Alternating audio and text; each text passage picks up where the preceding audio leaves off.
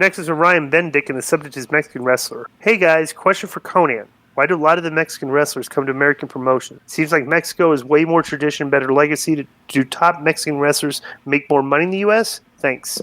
Let me tell you, the main reason is money and promotion. Plus, there's another reason that they don't really find out till they get there, and it's how to be a professional. Because in Mexico, it's basically dog eat dog. Get your in, go into business for yourself, have shoots in the ring. These are daily occurrences that you don't think were wrong. Then you come to the U.S. and you learn how to be a professional, you know?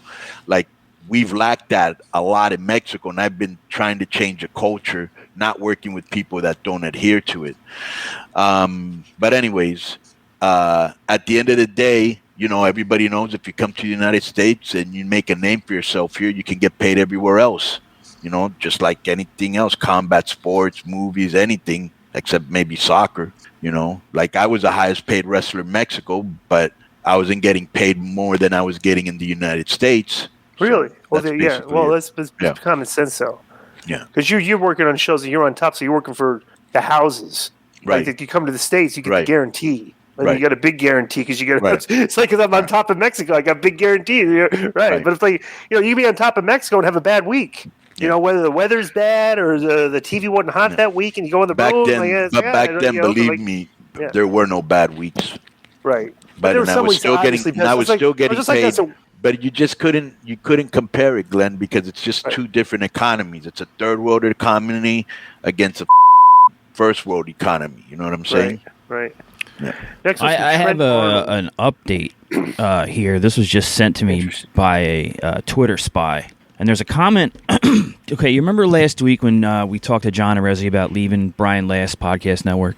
Mm-hmm. Well, apparently... so Hughes, you put up that clip. The clip's made the rounds, and it's in the Cornette Facebook group, the Jim Cornette group. And Brian Last has answered. Would you like to hear from Brian Last? Wait, in what Facebook group did he answer? The Call to Cornette. Okay, what did he say? Because I'm not in that group. Just seeing this now as I check in. Won't bother listening because I already know it would be a waste of time based on the participants. It's funny because which show did I hear was talking on air about how badly they wish they could have Travis do their art? Connan's failed show, that's who. Or had John Arezzi beg me at least 3 occasions to get Jim Cornette to appear on his ignored show. Desperate Carlos, that's who. Konnan has a show going nowhere and has for a while tried as hard as he can to latch on, but unfortunately he is just going to have to stay where he is. I'm over here. I'm always easy to work with until people get shady or try to around, then I'm done. Who have I ever fallen out with that was honest, straightforward, and level-headed? John Arezzi played the wrong hand. He's used to it. Then he tried to lie about the circumstances, which I gladly corrected the record on about on 605. Now he can go pretend he's a historian and see how all that works out. Seriously, what a dummy. It's hysterical. The guy responded to the clickbait part of the headline and said, I'm not even going to listen to this. Which, if you listen to this, had nothing to do with what the guy just talked about. I listened to the clip. It was just a conversation with Rezi. We didn't bury him. He just told the story thing, and there was and because I asked, nothing to do. Did he say that I had asked for Cornette to come on the show? Right? Yeah, is that what he said? Through John, I believe he said. Yeah, I did ask for Cornette to come on the show because I think he's funny and entertaining, and he didn't want to come on. Big deal. Right. That's an interesting response from him. So he said, I'll just chalk that up as like that's an uneducated response because he didn't listen to the clip. If he would have listened to the clip, he probably would have responded differently because like none of that had anything to do with the clip. Yeah, I don't even know. I don't know the guy. I don't know what he looks like.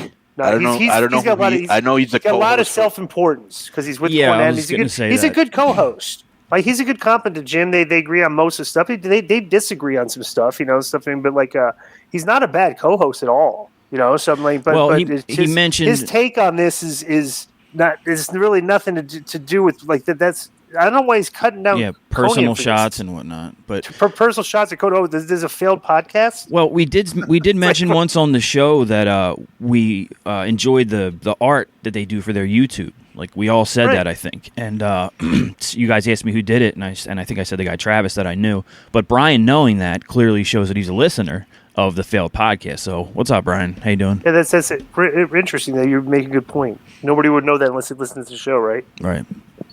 Whatever. I don't know. This is the guy's cutting promos in his Facebook on the Cornette Facebook page. It's fine. I can't imagine the Cornette Facebook group would be like friendly to anybody that they've ever criticized ever. No. Right? So it's like, so And being so we're gonna being get that it from the- Cornette's So now that Brian Last buried Conan, the whole Cornette cult of Cornette is going to be like very anti this show and stuff. well, like that, so. as long as they listen to the clip.